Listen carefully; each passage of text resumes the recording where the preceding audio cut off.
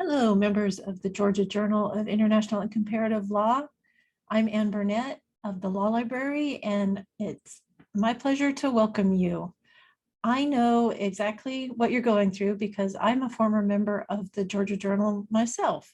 In fact, it was while I was looking for European Union materials, kind of scrounging around on the shelves, and a law librarian helped me that I first started thinking about maybe I might want to be a law librarian many years ago.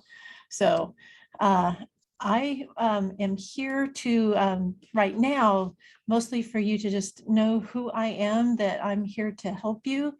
And in this very short video, try to give you an idea of some of the resources that I think might help you as you get started. This is certainly not anything that will give you all the resources that you would need for foreign and international law. That would take a lot more time than what we have today, but I'm hoping this will at least give you an idea of some of the resources that we have available and that might help you get started. So a little bit of housekeeping to start with. So I don't know if you're talking about stacking, but I'm going to let you know a little bit. Each of our 3 journals has a designated Carol space in the library to share materials for site checking. These materials should be checked out to the journal stacking table instead of to individual journal members. So please note that reserve items and interlibrary loan items should not be stacked on these tables. If you're checking out a book or a journal volume for the stack, just take it to circulation and say, I'd like to check this out to the International Journals stack.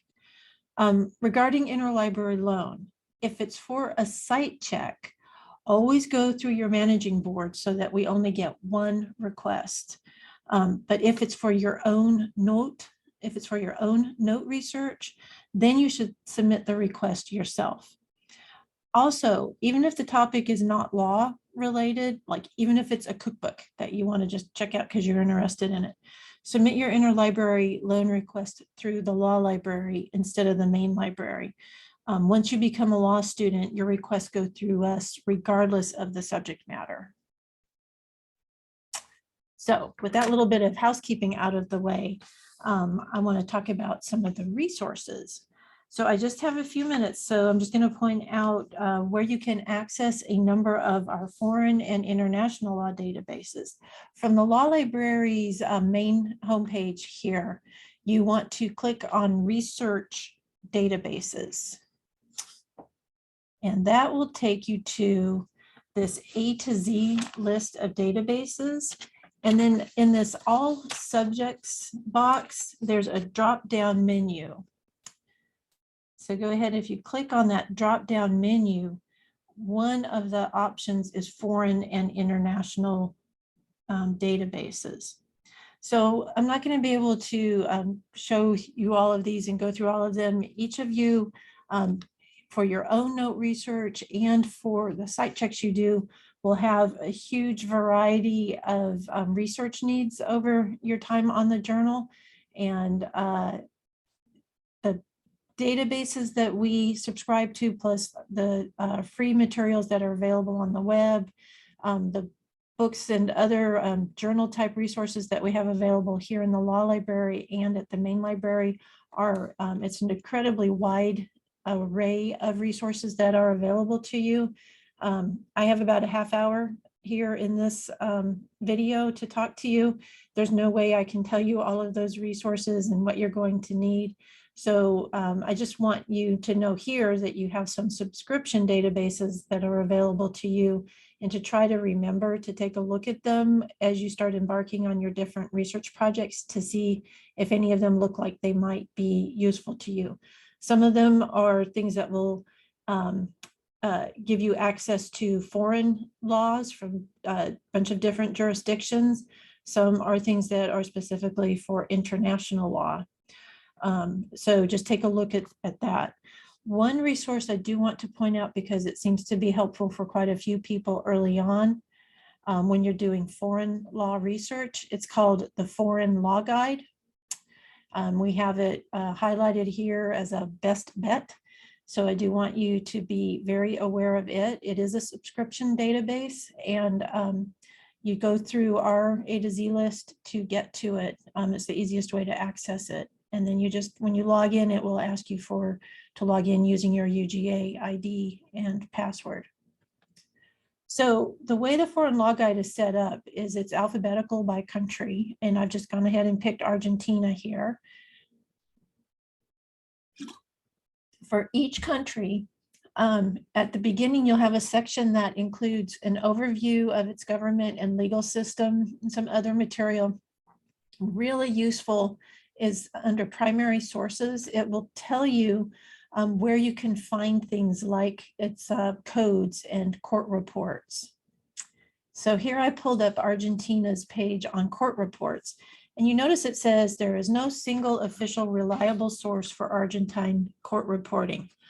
Reality check time here with this is you're going to see this for a lot of countries, because the US is kind of gold standard as far as our systematic system of court reporting, and a lot of other countries you're not going to find that. And so that's where something like the Foreign Law Guide or other types of research guides are going to come in really handy, because they're going to point you to these different sources where you will look for the court reports or for legislation, that type of thing.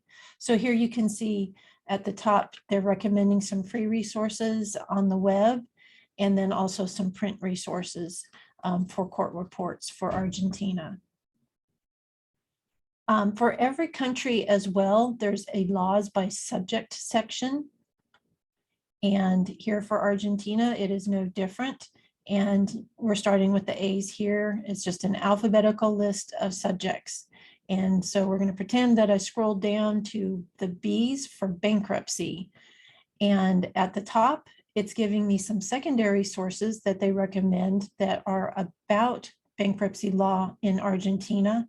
And then that's followed by a section where they give links and citations to primary sources in bankruptcy law. So mostly legislation, but it also might be some regulations and some other primary sources in bankruptcy law in Argentina. I will say that how current these entries are really depend on the jurisdiction. They have editors for each country vary. So you could have one country that was updated a month ago and another country that was updated 5 years ago. And it just depends on the jurisdiction, how recently it's been updated. There are quite a few good freely available research guides that are similar to that subscription Foreign Law Guide on the web. I'm just going to highlight a couple of collections. One is at NYU, it's called GlobalX. And then Georgetown Law has a really good collection of research guides as well. You can also just Google to get some really good research guides. If you're doing something very specific, just try Googling for it and say research guide with whatever terms that you're looking for. I'm going to show you GlobalX, just a screen capture here for the guides they have for foreign laws. This is just A's and B's, and you can see how comprehensive their country coverage is, going from Afghanistan down to just beginning with the C's in Cambodia. One kind of oddity with GlobalX is the first time that they publish a research guide, they keep it. And that's what this main hyperlink is to. So like here I have Austria. This hyperlink here for Austria is to the very first time that they created the guide. And then they update it. They keep the old guide up, and then they put this little link for the updated version. So just make sure you're clicking on the update link to get the most current version of these research guides. I don't know why they do that, but that's just something they've always done. And then, so this was for foreign law research. They also have research guides on international law subjects. So this again is just a partial capture, a screen capture that just shows some of the guides they have under their international law umbrella. So things like cyber warfare, human rights, they have quite a few different guides, human trafficking, international dispute settlement, those types of things. They have some excellent research guides there as well. At Georgetown Law, they do a really good job with a lot of different research guides, but I think especially for things that we're talking about, like the research process. So for example, this one is the process of researching treaties, which you will probably, many of you will encounter this year. So that's an excellent guide there. They also have a really good one on if you're researching the United Nations, for example, but a whole lot of other ones at Georgetown Law that are really worth taking a look at. Okay, you are very definitely going to be looking for articles this year, certainly for your preemption checks, but I think also many of you will be looking for articles for your own note research. And I want you to know that there's a whole world of articles beyond what's available in Lexis and Westlaw.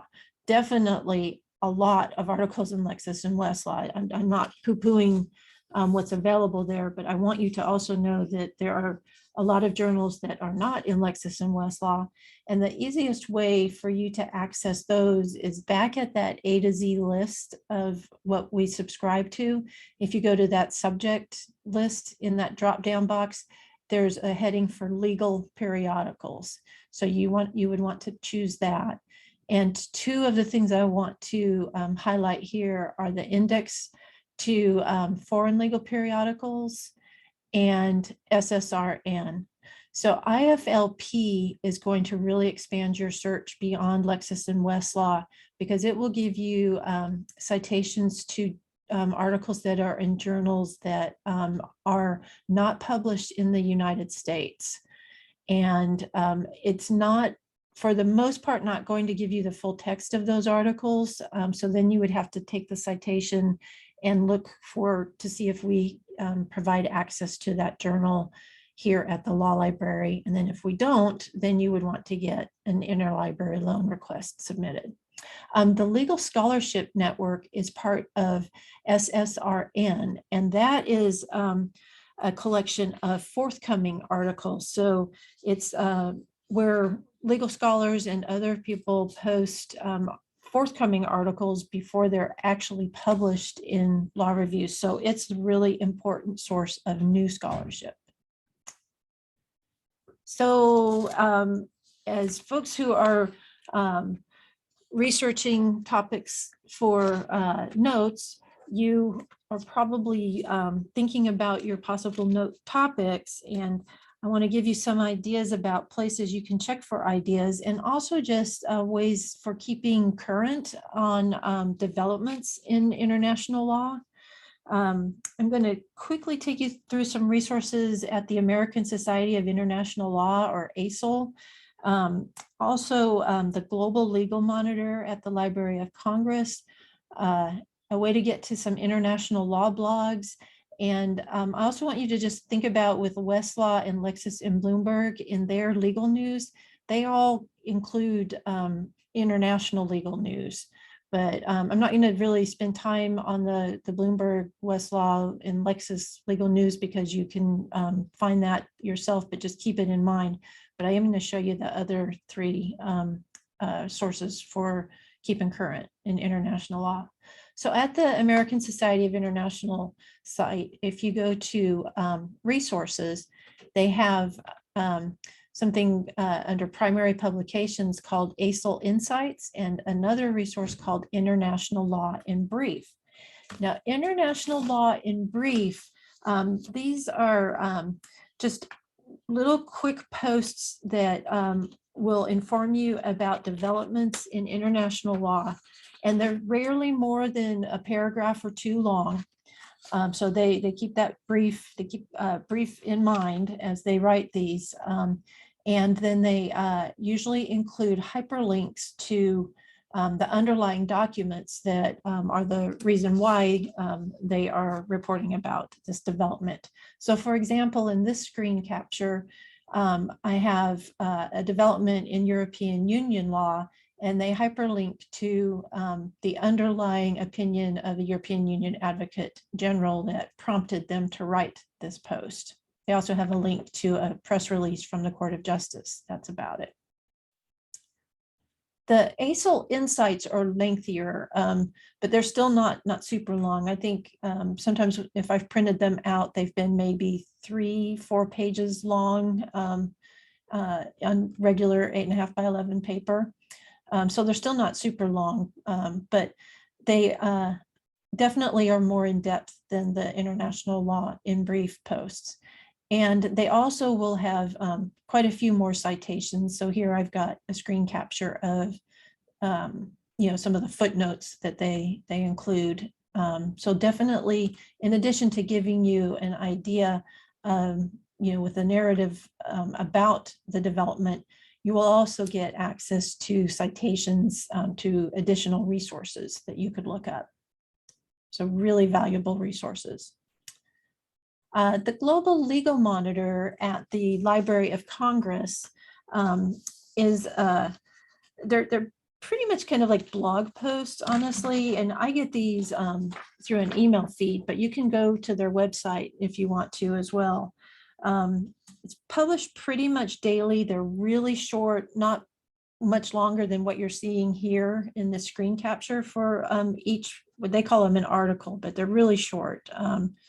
And they highlight interesting developments in the law in countries around the world. So it kind of differs from the American Society of International Law materials in that these aren't necessarily focused on international law. They might also cover international law topics, but they don't necessarily cover international law. So if you have a special interest in a region of the world, you can see what's happening in those countries.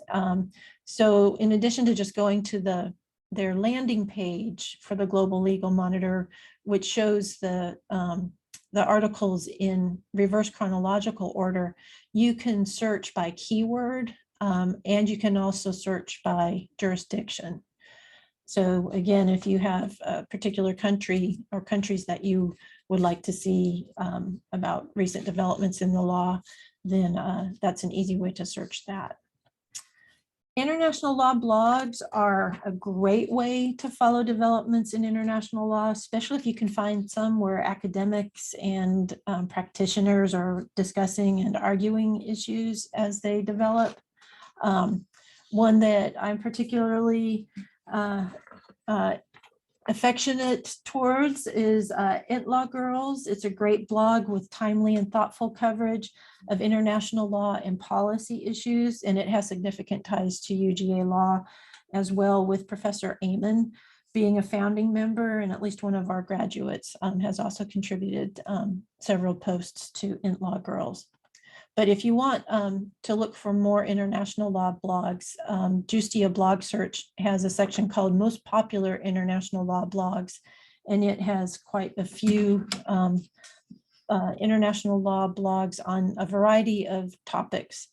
And you can also use their blog search to search across all their blogs for specific terms if you want to. So this is just a handy little site that, as you are embarking on site checks and also as you're doing the research for your own note research, you'll come across all kinds of abbreviations that you're not familiar with, and they're not things that you're going to see in the Blue Book necessarily. Even if the item that they're citing actually is something that is in the Blue Book, the abbreviation that you're seeing may not match up with that. So you can just go to the Cardiff Index to Legal Abbreviations and type in the abbreviation that you are looking at. And most of the time, they are going to find the thing that is being cited. And you can use the either exact or you can use close. So if you put in the abbreviation and it doesn't find something, then you can toggle onto the close button and then hopefully it will find what you're looking for. Sometimes it might find multiple titles, and then you have to kind of figure out from the context of the what you're reading, what it is likely the title that is being cited. So, and then what you do is you get that title and then you search our catalog, Gavel, or GIL, which is the main library's catalog, or the web to see if you can find the item. So this is going back to our alphabetical list of foreign and international law databases. I scrolled down to the O's. We have a whole collection of Oxford databases that can come in really handy if you're doing international law research. A couple of them that I wanted to highlight in this video are starting with one is the Max Planck Encyclopedias of International Law. It's part of this whole Oxford Public International Law collection. And it is an encyclopedia, so it's not really something you would want to cite to.